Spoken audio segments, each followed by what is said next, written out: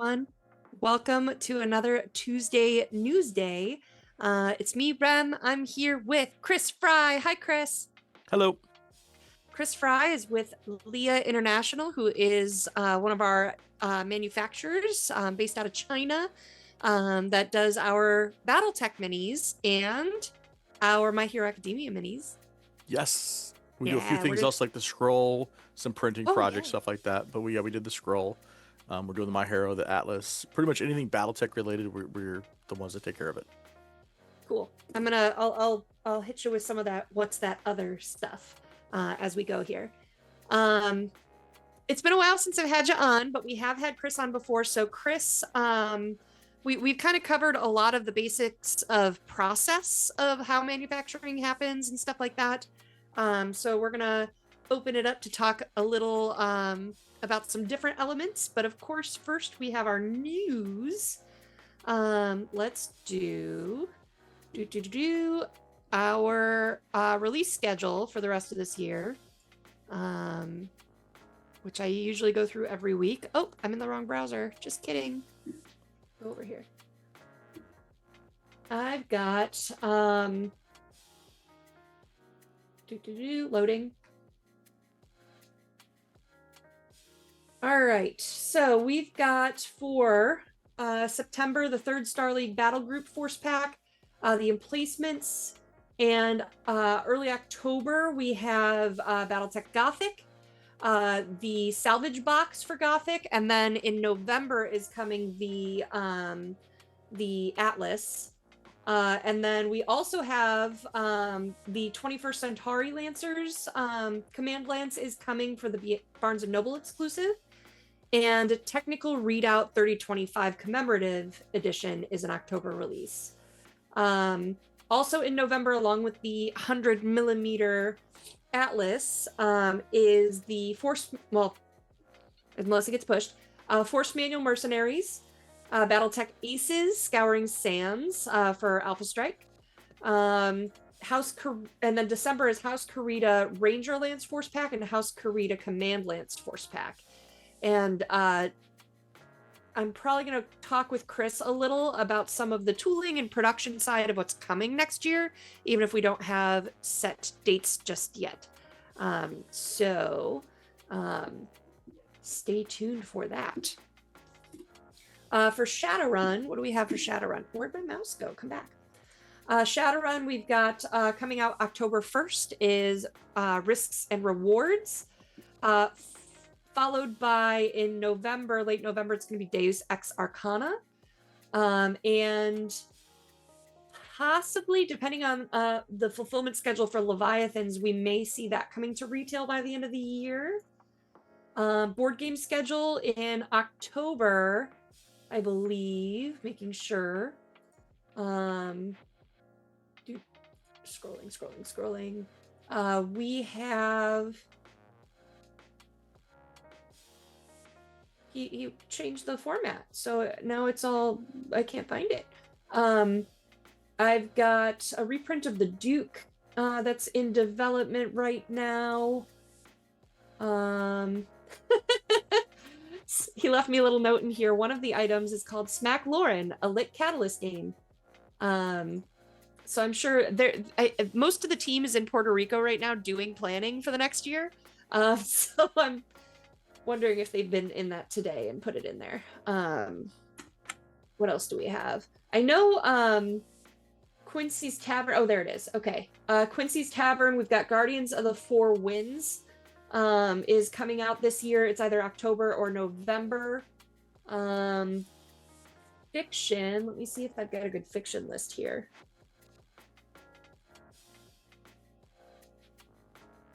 Looks like for September, we've got The Good, the Bad, and the Sinless, and Shrapnel 22. Oh, and Shadowrun Returns, potentially. And then on the docket for October, make sure here, is Outfoxed, Shrapnel, Gothic,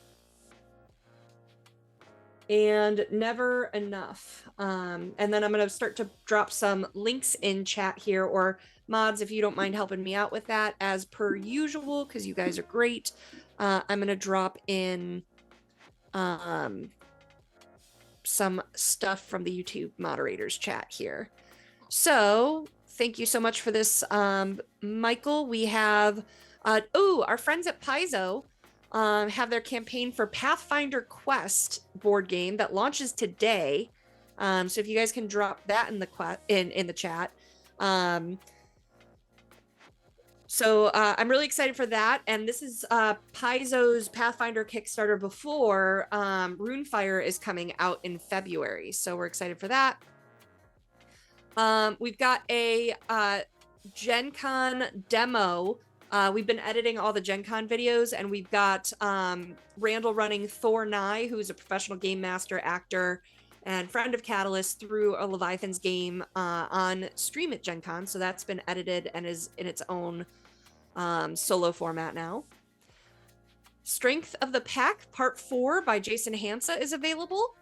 So you should check that out. We've got a BattleTech playlist on YouTube that you can check out. It's got... Oh, I don't have that list. It's hard to see where it differentiates between the next message here. First Strike Battlecore Anthology Volume 2 is... I've got a link for that coming in chat.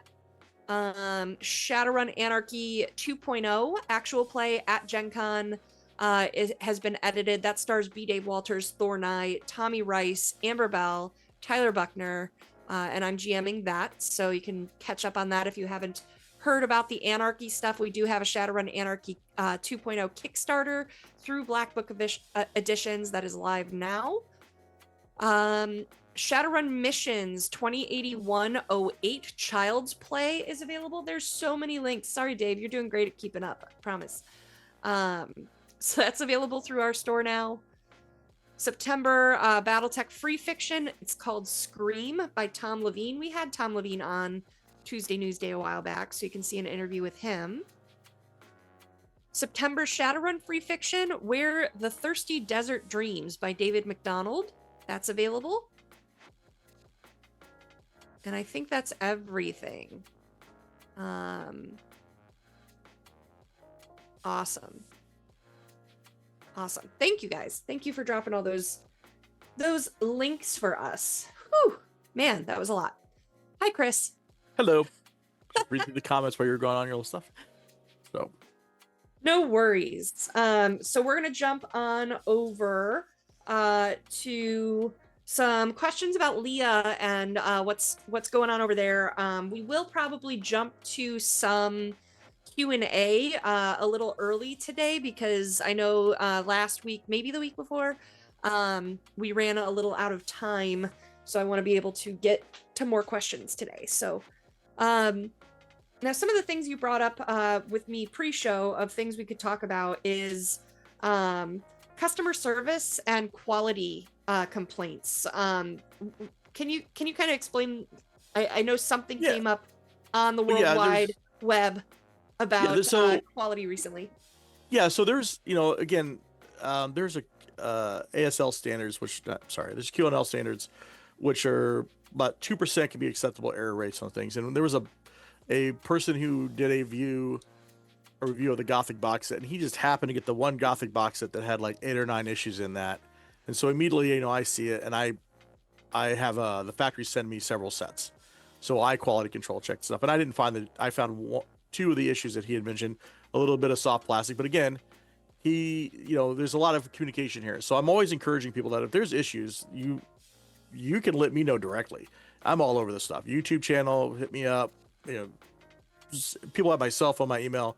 We're going to address every issue. We're going to try and fix things, right? We have added some things that we previously weren't part of the quality control standards to the list. Softness in certain model parts, we're going to actually start pulling that off the line if we see soft in certain models, which just happens because one thing I want to point out to the viewers too is that these are PVC models. So PVC is soft plastic versus HIPS, which is hard plastic. So the Atlas is a hard plastic and ABS model mostly. There's no deviation on that one. PVC is soft, so you see it in the injection machines. It gets thrown in the water, it kind of cools down. Sometimes it'll lose some detail. And again, these models could be even greater detail, but we choose to do 2 models for cost and various, keep the price down, MSRP for you guys. The decisions made by the publisher to keep the cost down. We put 2 models in every tool, which does reduce some of the detail. But we're going to address that. And so there's certain things that when I see it on the web or I hear it at a show or something like that, we'll on top of it. We're not trying to. For us, it's about. It's not just about the relationship, but it's also about the reputation. We built a brand.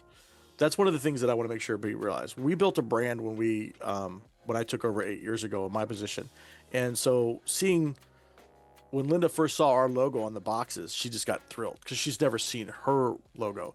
And if you watch our YouTube videos, everybody's uniformed. Everybody's wearing a uniform now. We have patches that we give out to the employees. They're prideful. And you're seeing the same faces. Our retention is really high on our employees too. They're at the factory, and that's important to me.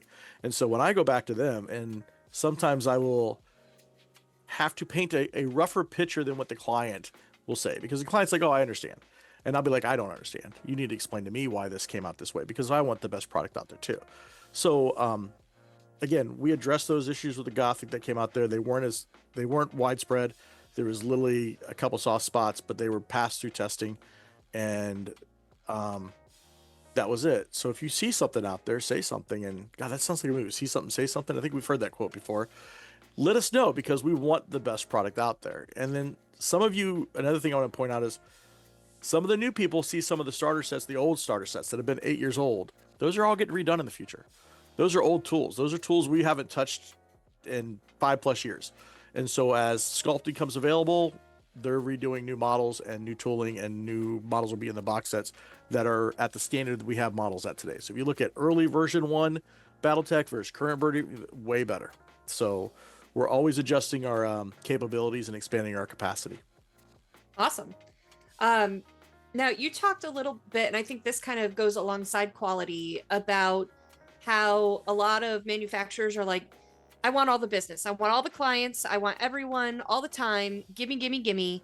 And Liya operates a little differently, which I think does allow for better customer service and quality. Yeah. Can you talk a little bit about that? Yeah. So when I say this, I'm saying this as somebody who's been in the industry for 20+ years. I have seen companies come and go. I know the dirty on why things fail.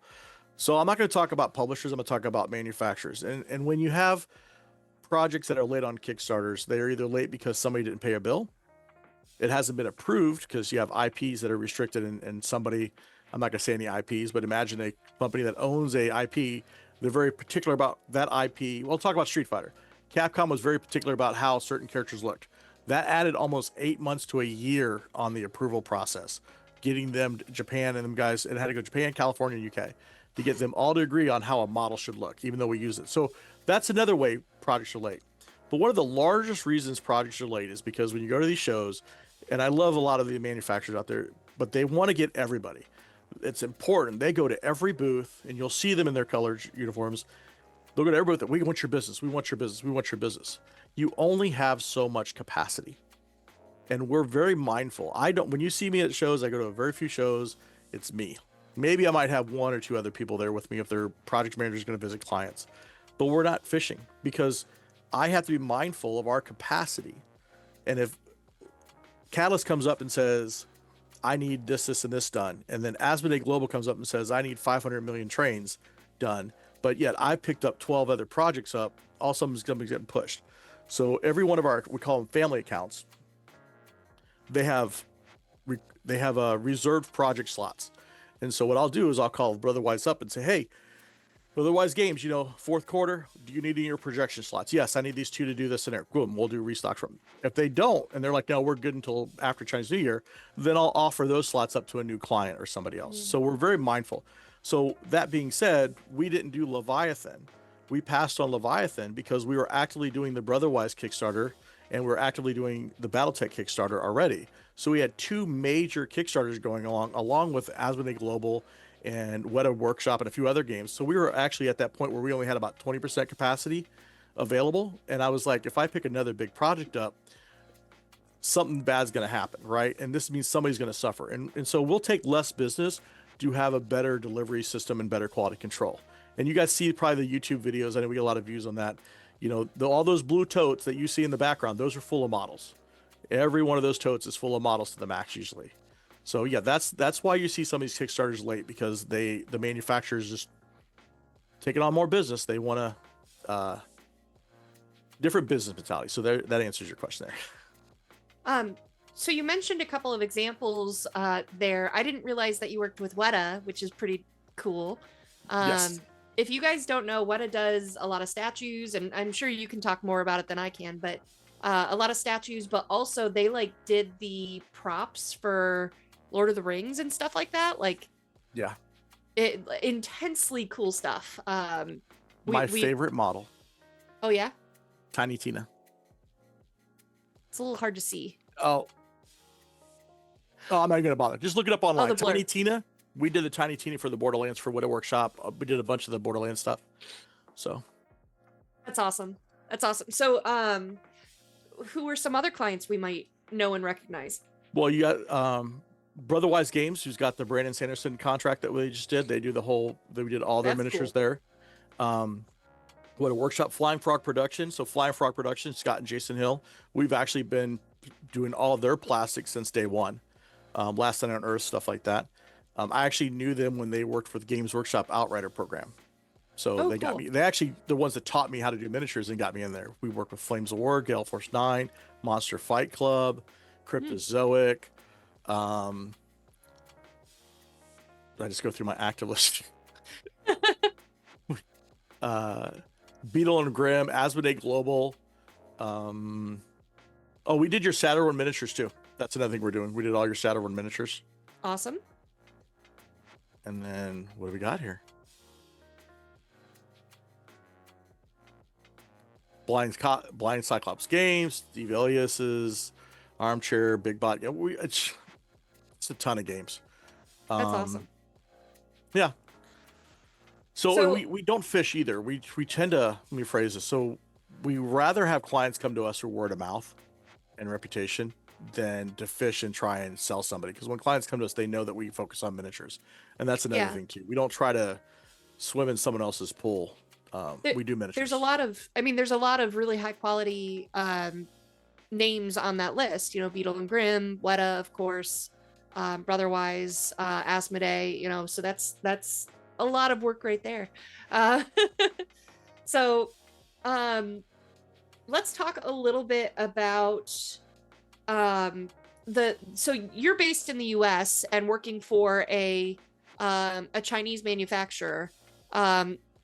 Are you like the liaison then between the manufacturing facility and the clients, or how does that work? No, so Linda actually owns the company. She's owned this company since day one. She moved to America with her family, and she retained ownership of the factory in Dunway. And so that's her role. She manages the factory for me and handles that part of the business. I handle all the project managers and the clients. And so my communication generally goes to a couple of the people at the factory, like Tony and Felicity and Nancy. But day-to-day operations is kind of Linda and them. And then I handle everything else on this side. And I just don't do any checks or counting stuff. That's above my pay grade there. So I will communicate what's needed, or I'll make requests to the factory. We work on partnerships with other factories through that, and I'll handle those too. But as far as that, all of our staff, this is well before COVID, all of our staff work remote around the United States. There's no need for our job because we have long hours. I'll be up until 2-3 in the morning, because then once, and I try hard. If I say China, I apologize. I try to say our factory, our team. Our team is up at that time and they have questions, and then I'll come in and I'll give an example, or not example. I'll explain the goal of a project. If they get a new quote and they're not sure what the end result needs to be, then I'll come into a meeting and explain to them what the direction is from the publisher. Since you work China hours, like when do you sleep? I work world hours. I sleep usually between 2 in the morning and let's be honest. So about 3 o'clock in the morning, I fall asleep, and I am up at 8 o'clock every morning. So, and that's more than enough sleep for me. So, Whew. matter of fact, if you call my phone before 9, it's usually muted.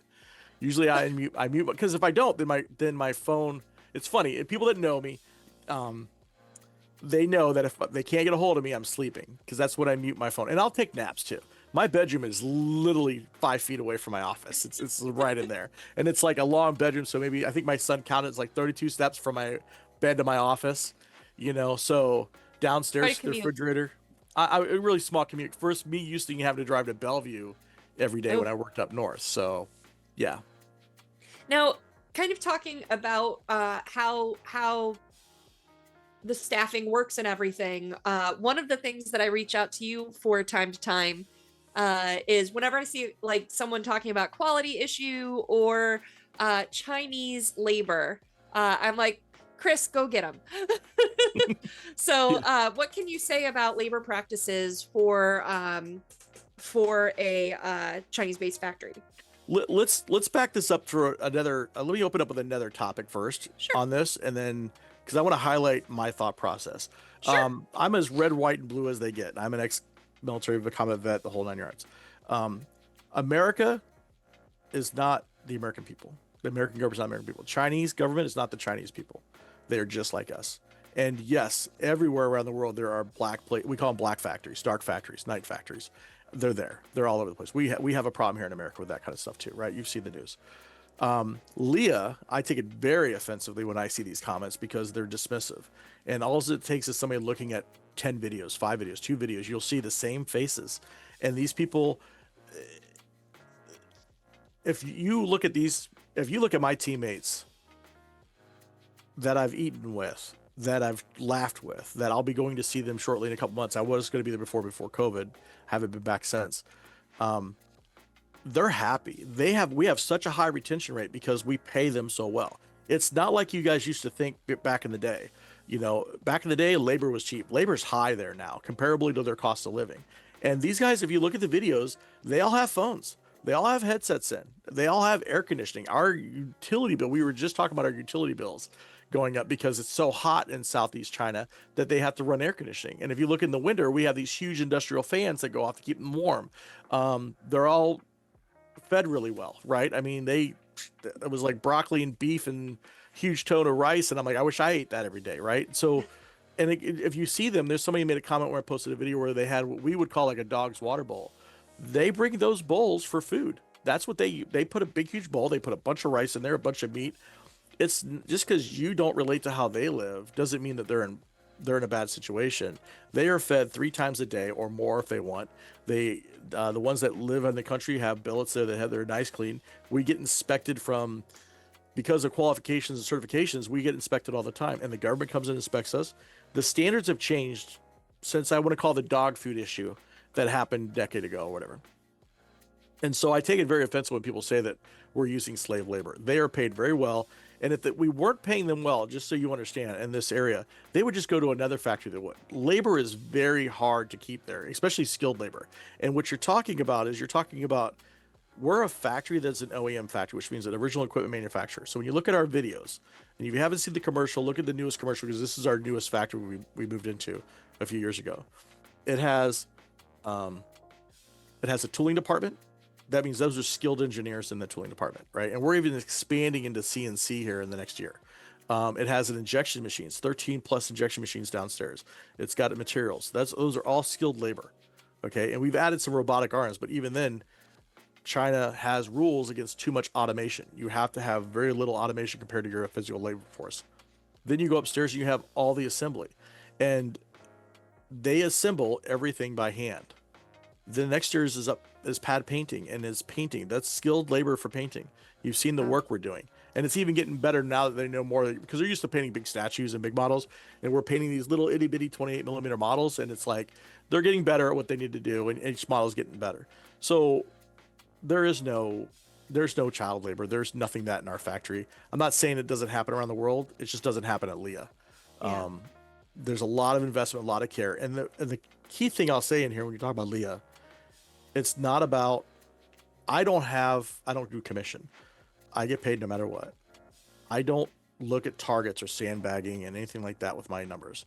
My goal is to keep the machines running and the people fed. That's the motto of the company. Keep the machines running and the people fed. That's what Linda tells me to do. That's what I do. Cool. Thank you. Yep. Let's jump over to BattleTech real quick, because we've got some big stuff coming between the Gothic release, Aces later this year, the 100mm Atlas that goes along with that. What do you want to talk about? What do you want people to know about the stuff that's being worked on for BattleTech? One of the things that the BattleTech stuff is like with anything in life, make your own decisions, because sometimes I don't get to see something till it's at Gen Con. I got to see Gothic for the first time physically at Gen Con, and I saw all the negativity about this. And again, my best friend Bob is very old-fashioned when it comes to BattleTech. I want it this way, right? And I love it. But when he saw Gothic and opened it up, it's heavy. It is the heaviest box I think we've produced. It is full of goodness. Like when you pick it up, you know how you pick something up and you're like, oh, it's air. I don't feel like, I got much content in here, but it cost me $80.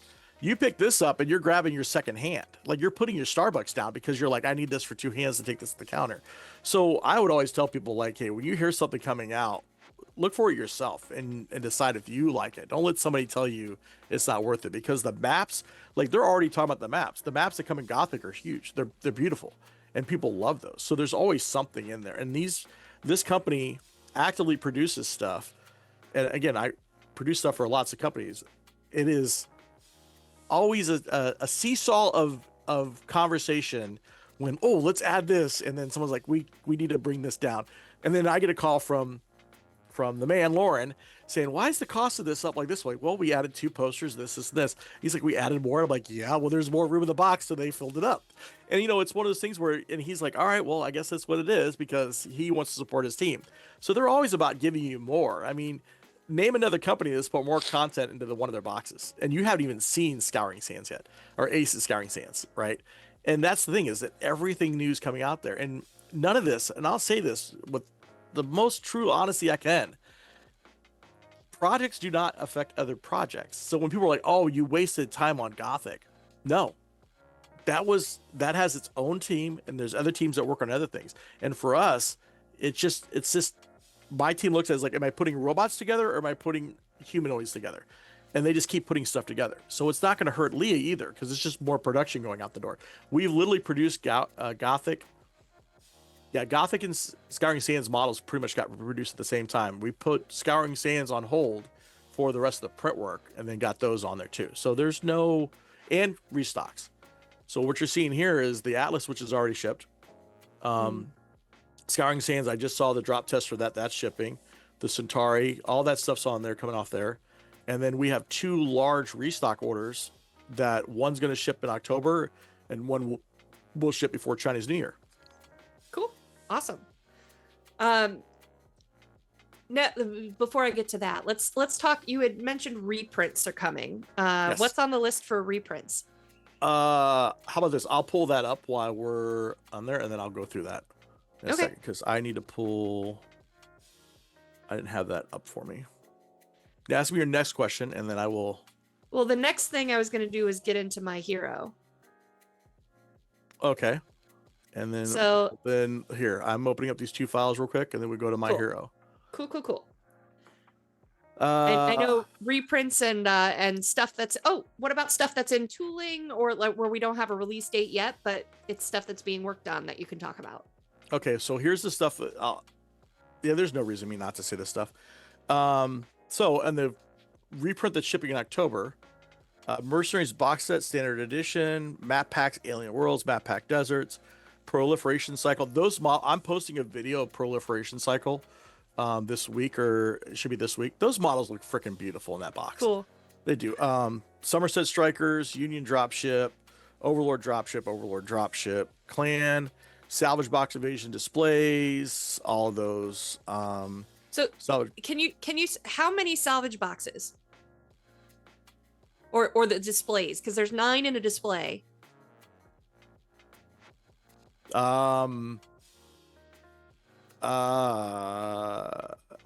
I'm thinking the cause and effect here. The reason I bring this up, we just talked about this at Alliance, is we had during Mercenaries, during the Kickstarter, every time I talked to a retailer, they were like, whatever you're bringing in, quadruple it. And so I took that back to the team every time, and they're like, we did, and we still sold out. Yeah. So, okay. You're gonna laugh. Okay. The last thing was the backpack grasslands, and we're doing the salvage mercenary box set. So all the salvage boxes are getting restocked. On this order, it was 15,000, 10 to 15,000 of each display box on this order. Times 9, so that's there's 9 in each. No, that's 15,000 display boxes. Okay. That's with the math already been done. A complete display box okay. is 1. I wasn't so sure we already if it did was the math. Nope. The display holds 9, so. Yeah, so it's 15,000 of the display boxes, and we actually labeled them. They actually say DSP now, so there's no miscommunication on there. Okay, good. So that being said, and with the current pre-orders going in there, so you got 15,000 going to the market. Those are pretty much already called for. So the new restock came in, and in that one is Clan Invasion Force Pack 15,000, Clan Command Star 10,000, Inner Spear Command Lance 10,000, Heavy Strike Star setting. Everything's either 7,500 or higher. Heavy Star, Spear Fire Lance, Clan Striker Star, Inner Spear Heavy Battle Lance, Clan Ad Hoc Star, Inner Spear Urban Lance, Comp Star Command Level 2, Inner Spear Recon Lance, Battlefield Support Recon Hunter Lances, Inner Spear Security Lance, Clan Cavalry Star, Battlefield Support Assault Cavalry Lance, Inner Spear Heavy Recon Lance, Battlefield Support Battle and Fire Lances, Clan Direct Fire Star, Kelhan Strike Lance, Northwind Highlander Force Pack, Urban Mech Lance Force Pack, Support Rifle Command Lance, Second Star League Assault Lance, more Timberwolves, and a new retail-friendly window packaging. And I messed up. And there's 2 items I can't talk about because I don't know if they're public. Okay. Because it says generating codes, so I'm not going to mention those 2 products that are on there. So, but wow. Yes. So, Lauren hates out of stocks. Lauren hates, and then so does Alliance, so does everybody else.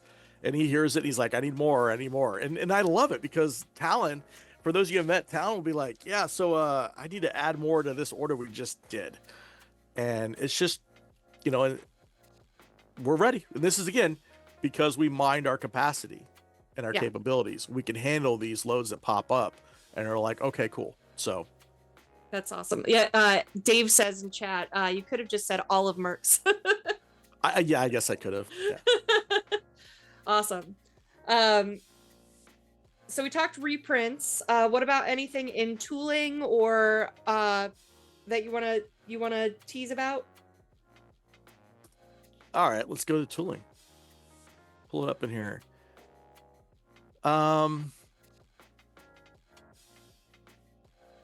So somebody asked a question about Voltron. Let's just say that it's on the schedule. There was a question about Voltron. I don't know if we've actually got that contract. I just know that they're working on that right now. Voltron doesn't. It's books. The board game maybe, but maybe. I just know that it's on the list here. So it's being moved forward. We'll get to that in Q&A. Yeah. I just happened to come across it on my list here. All right, I gotta make this full sheet here. Okay. Yes, more painted figures, more painted force packs. I can't say because there's no codes. I can't say what they are. There's a board game in here. I know. So we have talked about for board game. We talked about the new Quincy board game. It has a B in it, and I'm forgetting what it is. And then for I know Lauren spoiled Abomination's force pack. Yes, so Abomination's force packs, I believe we're getting the files. We tend not to do a lot of your printing. It's very rare we'll do printing because we're not a printing factory. We're a plastic factory. Right.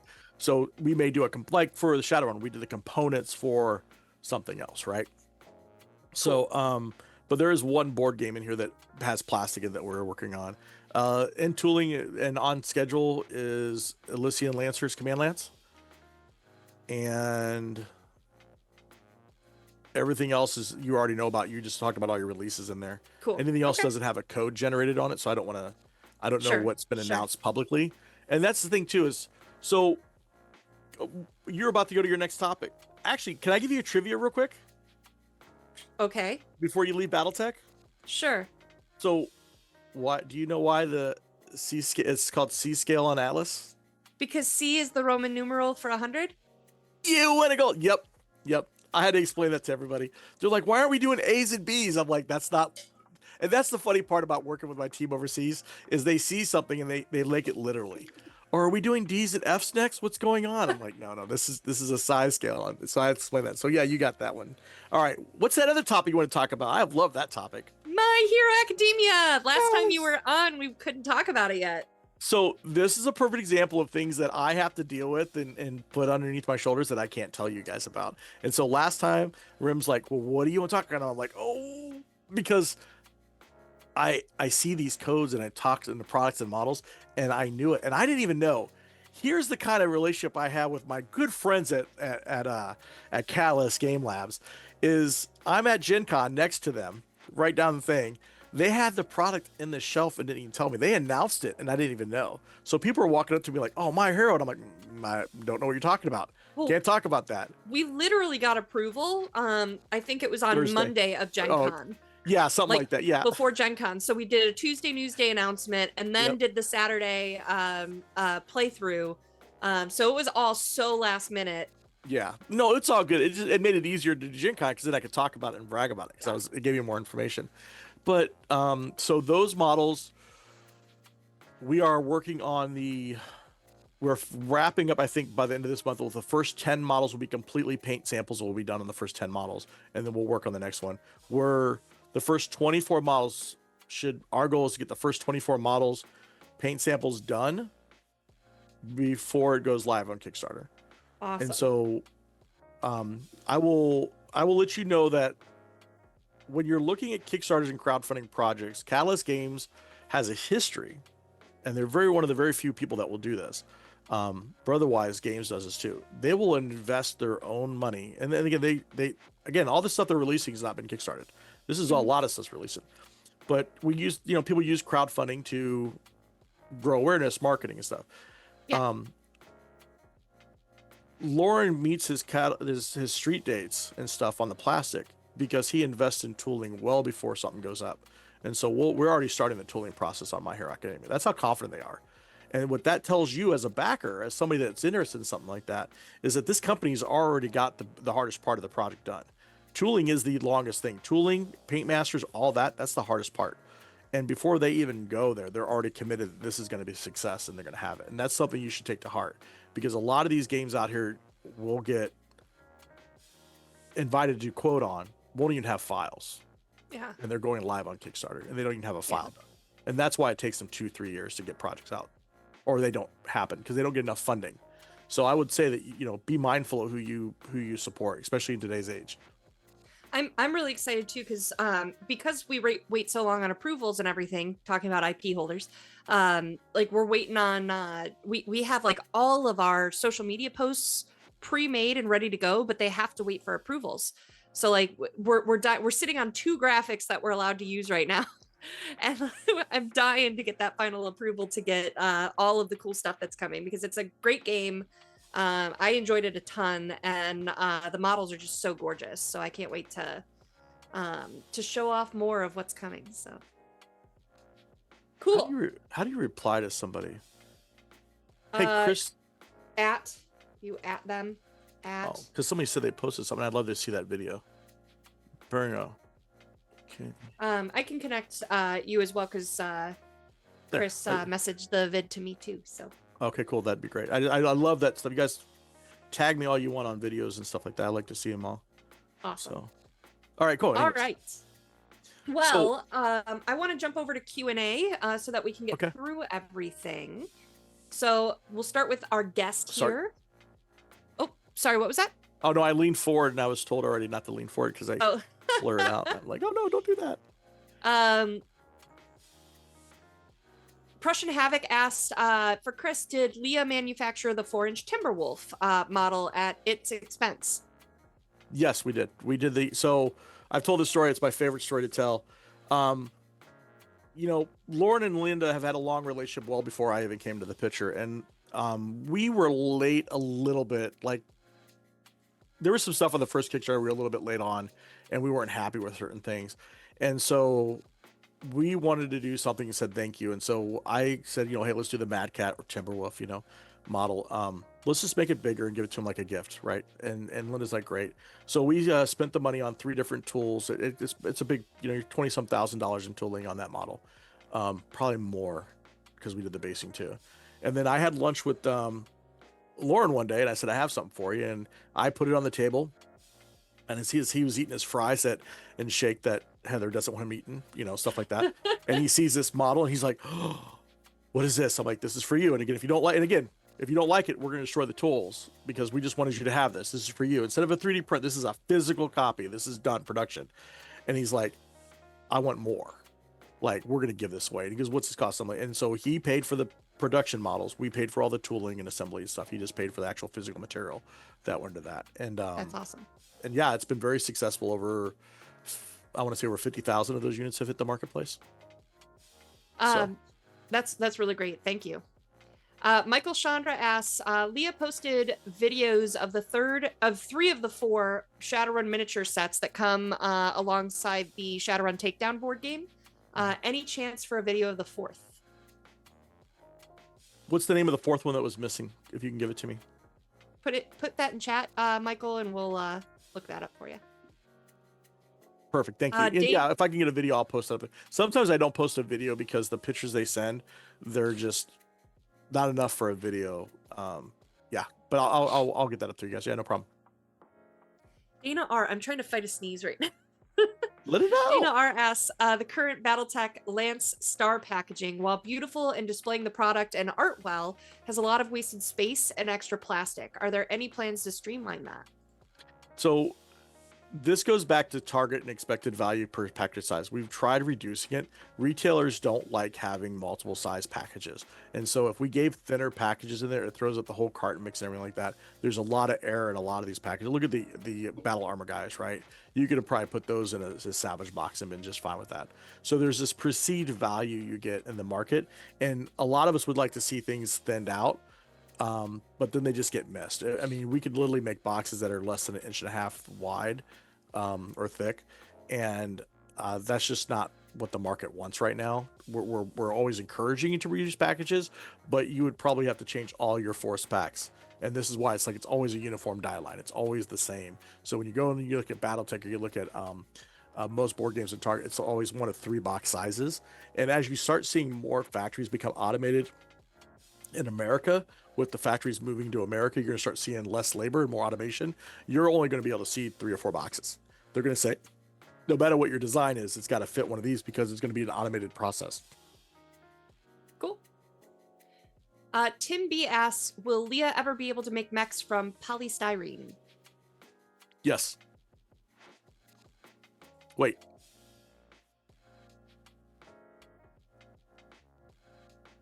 I want to say we can do anything, but I want to say that that's already in the process being done, but it doesn't sustain mass market. Okay. Okay, so here's another thing. Let's ask this. So we work with Corvus Belli. We produce all the Corvus Belli's plastic, okay? Infinity. Corvus Belli produces their own specialty miniatures out of resin from Siocast. Siocast produces beautiful models. Siocast doesn't produce mass market models. We are producing 7,500 to 50,000 of these models. Okay, that is a different level. You don't come to us and say, I want 800 models for this game range. You come to us when you want 2,500 or more, and that's just too much. So polyurethane, PU copies are part of the tooling process. When we work on certain models, it won't hold up, and certain materials won't withstand the humidity and containment process for shipping, and they'll break. And I can look at that material more later, but I don't think it hits the mass market qualifications for testing. Okay, cool. Dave asks, how many BattleTech minis have been produced? That is a Randall question, but I know we do over 1 billion injections a year. I want to say it was like 12 million or something like that last time Randall had said. He keeps Wow. track of that because when we did the last Kickstarter, he had said how many it was, and it's in the millions. Woof. So yeah. All right, jump into some other questions. Modhail asks, is there any progress in getting supply and distribution to Europe and the rest of the world up and running better? Yes. So there is. What I'm able to say at the moment is that, first of all, we're on our way there. Our new partnerships with fulfillment agencies, we've got Let's Play Games and is it ShipQuest? I hear things wrong sometimes, so I'm not going to feed Okay. him on that one. I might be wrong on that one. But we've got partnerships for that are finishing fulfillment for Mercs, that are doing the Leviathans fulfillment. And those relationships we intend to expand into distribution. But there is something domestic that needs to happen first that I'm not allowed to talk about. That's supposed to happen by the end of this year, so if not earlier. So it's supposed to be earlier. I'm anticipating the end of the year. But so yes, it's being worked on. I don't have anything concrete that I can share yet. I do know one thing that I can share is that when Mercs and Leviathans are done with fulfillment, and Takedown too, I would anticipate, all of that is just going to go to, we're not shipping that back to the US or anything. That's just going into fulfillment for whatever's left over. So that will be there. And more is coming when I can talk about it. So I will. Can I add this part to it? I'll sure. paint a picture I'll paint my own little picture for you. I see the numbers from very many other companies. All of us talk to each other. BattleTech is the #2 miniature game in the world. I'll just tell you that right now. I know the numbers that we do, the numbers that they do, I see that. What's number one? Games Workshop 40K is number one. I was teasing you. Oh, okay. Anyways, it's the #2 miniature. I know that ICVT said this lot and this lot. They don't produce the numbers and they don't do the restocks. Thing is, we do the restocks. It's constantly. It's multi-million dollars in restocks every quarter, right? It's just the way it is. So, to answer your question, I'll paint this picture that there has been an allocation adjustment on Callus's side that 20% goes to overseas.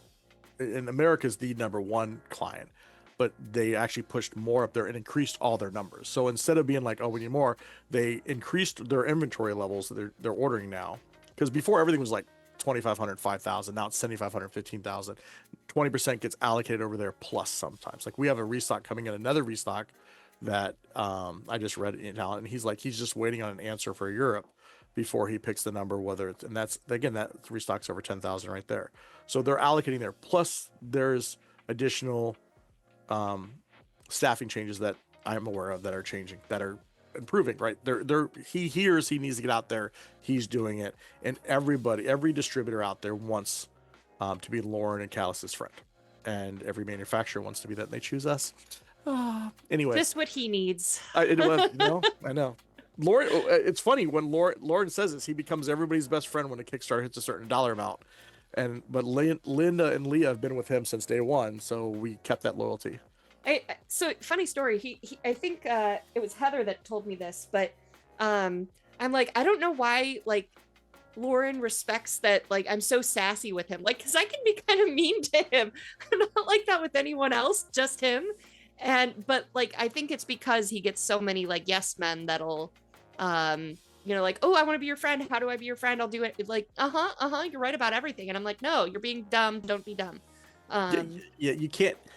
And that's, that's advice for everybody out there. Sometimes you need to be different from other people. And I tell people, you either like me or you don't like me. It's as simple as that. But I'm going to tell you what you need to hear and not what you want to hear sometimes, right? And unless I'm married to you, then I'm going to tell you what you want to hear because I don't want to get in trouble. But my fiance is pretty, she's pretty understanding there. But yeah, that's so absolutely true. There's many times where I need this, I want this. I'm like, that's not happening. Yeah. But what you do on the flip side is you adjust your system. right? If you have certain street dates, then we have to adjust to the client and make sure we have a better communication system to meet those street dates, which is Yeah. why If you I want to do constantly. this, here's what we can do. Yep. Versus like, if you want this, then this is going to have to give. Yeah. Having So conversations with your clients saying, okay, so next year, Gen Con, Adepticon, PAX, there's another one you guys do that's really big too. Oh, any street dates for mass market. You know, what items do we need to have at a certain timetable? Because they have to be there, so we make sure we meet Gen Con street dates. So awesome. Yep. All right, more questions because there's still a lot to go through. So we're gonna have to do this a little more rapid fire. Any progress info on Voltron? I know that we've got approvals waiting on NBC Universal before things. It's been a while since I've gotten an update. I want to say that one of the books is in layout, and the other's waiting on approvals, or I might be messing that up. But yes, there's progress. We're getting as far as we can without those approvals, and that way, as the approvals come back, we can kind of like trade off and get more worked on while they're approving the next book. Recooper Christian asks, any update on Merck's Wave 4 and 4A? So it's technically, we called it Wave 4A and 4B. Now, internally behind the scenes, we're just calling it 4 and 5. But yes, there is. And I've got most of a backer update written, but I need more information because otherwise it's going to lead to more questions. So basically, a couple of updates that I can give you as a sneak peek before I get it out there is, so Wave 4 is everything that is already, like, shipping is already paid and everything. That is within the next 7 days being scheduled into platforms fulfillment. So if you guys remember, we needed to get some stuff signed for international. There was also for domestic, we needed our new shipping partner to agree to take that on and get that going. So that's done, but then they have to schedule it in with what's already, they've already got things scheduled, including Leviathans. So they said at our meeting last week, they officially gave us a date of within the next 10 business days, I think it was. So I think we're at like 7-ish now, that the 248 orders plus 19 orders for Asia, 248 US, Canada, and rest of world orders will be starting fulfillment in the next 7 days. For international, we've got the agreement signed, but it's moving merch. Not only the QML hubs need to move to our hubs, but then also the anything that's shorted as well from platforms and PSI needs to go. And then the other thing that we've found is that there's some reprints that need to happen as well. So that's the information that I'm waiting on, is what is already being reprinted that we can get there quickly and get fulfilling, what is going to be reprinted that we want to give people the option to wait for or fulfill on or refund or store credit on, and what are we, is there anything that's not reprinting? I don't know that answer. It could be everything is reprinting, but I need to sit down with Lauren to get that list done. And that way I can say, here's the breakdown of where everything is and how we're going to deal with it by region. So I'm waiting for that meeting to happen so that we can get that backer update out. So most of the information I have, but I just didn't want to say like, for any other shortages, something's going to happen. I'll let you know. So I want to get all of the info before I get that out. Any update on Clan Invasion canon characters? It has been a while since an update on that. I'll have to get that for you. I don't have one as I'm sitting here. But I will let you know. The last time that we talked about it, for anyone that hasn't gotten that news or heard that news. So we had gotten all of the reports that we have access to, sent out surveys for people that, like a new survey, so that it wasn't 50 questions, so that we could get through some of these faster. And some people reached out and said, hey, I should be on that list and I'm not. Well, when we did the Leviathans Kickstarter, the pledge manager was CrowdOx, which has since been purchased by BackerKit. And so we have to ask BackerKit for the pledge manager export. which when they are trying to run it is erroring out. So there is anyone that backed or updated via the pledge manager for a canon character or an upgrade for the canon character or anything else, we don't have that info.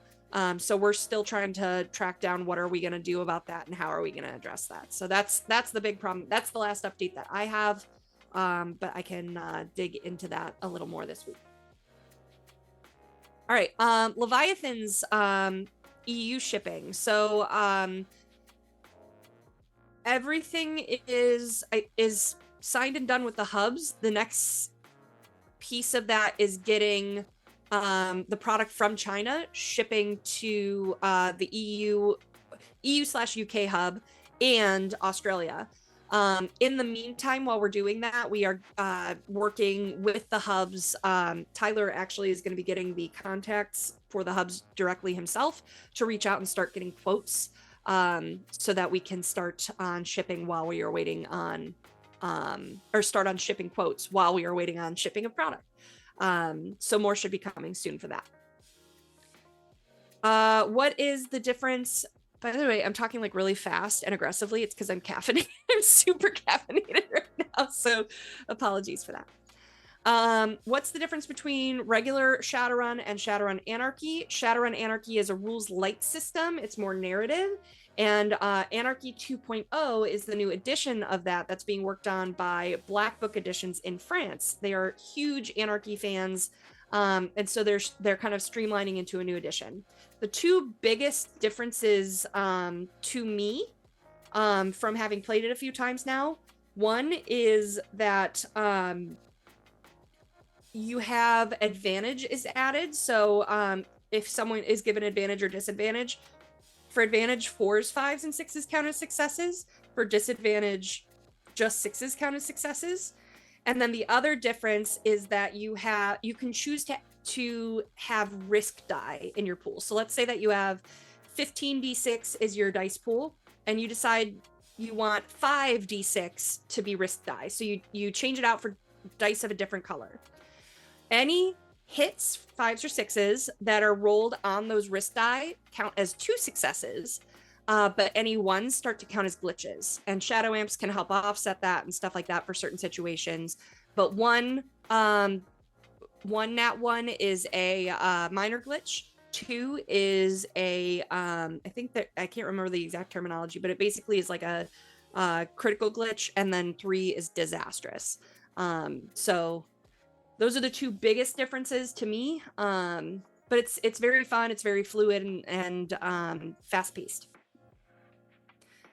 VFXS asks, any updated unprinted BattleTech rulebooks coming into stock? That's a different manufacturer, so I will have to follow up with a different distro or manufacturer for that. BattleTech forums, is there a roadmap for fiction? Yes, but I don't know how structure, like there's a plan. I don't know how fluid that plan is, and if there's much I can release. I did just talk earlier, I think, more about that roadmap than I have previously, before I stopped myself and was like, I don't know how true this is. But I think they've been pretty well sticking to that. But I know they want to get ahead of it, so that could still fluctuate some more. Turbo Turtle, you ask, every time patches and pins in the web store win, something's got to happen first that I'm not allowed to talk about. So, it will happen. And hopefully before the end of the year. Phoenix Rising. Do I need to poke somebody for you? Do you want me to poke somebody for you on those patches here, Grim? Nope. I can smack somebody, you know. Okay. Oh, trust me, if there's smacking to happen, I have no problem doing the smacking. That's true. That is true. I'm still healing. Okay. A project needs to be completed first. That will make all our lives theoretically easier. So nice. We'll see. Phoenix Rising asks, when or will we see older BattleTech sets re-released like Legends or Clan Elementals? I haven't seen those restocked in ages. Do you know anything about that, Chris? Yeah, so I can't talk about 2 items that are not generated codes yet, but I will say one of those words was in there. Okay. I'm gonna apologize real quick. I know her time's limited. I released Savannah. You guys saw a video for 3 seconds before I realized that model shouldn't have been out, and I still feel guilty about that. I know Randall and others have released a lot of information. I don't want to release things out because that's like my commitment. I have too many NDAs, and I took that video down within 30 seconds, and you active people had that all the way across the web within minutes. So So I maybe, can't say. Yeah, but I maybe. will say, well, I will say this: older stuff is getting redone. Okay, and there's also a question about Catalyst stuff or the other stuff. They are making. We have hundreds of more models we're doing, lots more models, and a lot of old models are getting redone and brought back out. Um, cool. And we may see, just so you guys know, most of our team is in Puerto Rico, meeting about the schedule and lots of stuff right now. So we may have more information in the next few weeks about that. We'll see what we can release. Catobal Pass Omega. I don't know if I said that right. If I can ask a question about BattleTech, any more premium miniatures in the pipeline you can talk about? That's in partnership with Monster Fight Club. I think there's some. I'm not sure if they're all even listed on the store yet because of reasons that I can't talk about. But I'm not sure if more are coming, but I can absolutely ask about that. Leviathans. Let's see. Leviathan's fulfillment continues to see orders split in 2, 3, even 4 shipments. Is this intended by CGL, and is it a matter of cost effectiveness? It's nothing on our list of like, we want to do this. It's what's going on with the warehouse that's doing fulfillment. I'm not sure the reason why. Tyler might. Tyler, if you're on tech here, if you want to shoot me a potential answer, if you haven't already, I'll go check my Discord. See if you're nope. So if you want to give me an answer, if you have a reason for that, I don't know, but it's the way it's going. How do I get moderated? Oh my god. You're getting moderated? Yeah, because I responded to 2 people within 15 seconds and it says slow down. I'm like, I'm supposed to Take it easy, Chris Frye. Michael Chandra asks, how do we send in feedback on Leviathan's points? I think if you ask in the Discord server, they can point you to where to go. I can't remember offhand where feedback goes to, so they might be able to help you. Any plans for more infantry and VTOLs outside of units shown in the roadmap? Again, we'll as we get more information, we'll release it for you. I'm sorry, I know, Chris, we're going a little bit over. I just didn't get to questions last week, so I want to make sure Ma'am, you could talk for 3 hours. That's what I do. I don't care. You're the one with the time restriction, not me. This is what I do. I'm just making sure my phone's not blowing up either. Okay, great. For Chris, here's a question for you from Prussian Havoc. Can Liya take over production of Leviathan's miniatures and mountaintops when excess capacity is achieved, of course? Capacity was not a achieved capacity. I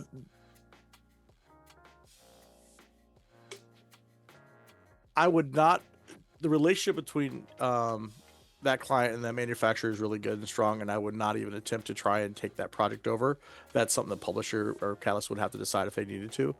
But I always advise we could do it. That's not a problem. The thing is that I would always advise that you don't put all your eggs in one basket with a manufacturer if something comes up there. And if they've already had the tooling, it's just let them, they've trained their teams. And unless there's a quality control or a production issue or there's a problem with the factory, I would never encourage a factory or a publisher to leave another factory. I don't poach their factories. I don't poach their stuff. We do have people that will send us stuff because the relationship has been soured or something. That is not something that we're interested in encouraging, because that happens to us all the time, and we don't, well, not all the time, but it's happened in the past, and I don't like it. I don't like the feeling, right? Because somebody's given somebody a 40% discount to take product. So I wouldn't encourage it. We could do it. We're constantly increasing our capacity. It's just not something I would want to do. Awesome. I think this is gonna be our last question. I see some last minute ones that have popped up, but we can try to goodness, I want to answer everything. But we may have to wait till next week. I know some of you guys are here every week, so I don't feel bad about not answering those. But 117 Aster, when will Partha Wars launch? It is slated for 2026. So stay tuned for more news on that. There's some big things happening with it and big partnerships. So there will be more news coming. And then Jacob C, I don't recognize you in chat every week, so I will answer yours. Any chance that BattleTech Essentials box will make its way to Canada? It's been unlocked since it's not Target exclusive anymore. It's been unlocked for everyone. So I would ask your local game store to look into it, or the distributors. If you, one thing that I can do I can't do that real quick, but I will write it down. We have a new sales manager, Paul. So I will ask if Essentials is at Universal. I know we have a couple distributors in Canada, but I know Universal is the big one, so I can ask if that's already there. If not, how we make that happen. So thank you for that. All right, I think that's all the time we have. Thank you guys so much for joining. Feel free to ask. Be back next week. Am I back next week? Let me make sure. I should be. Yeah, I traveled on Wednesday, so I should be here on Tuesday.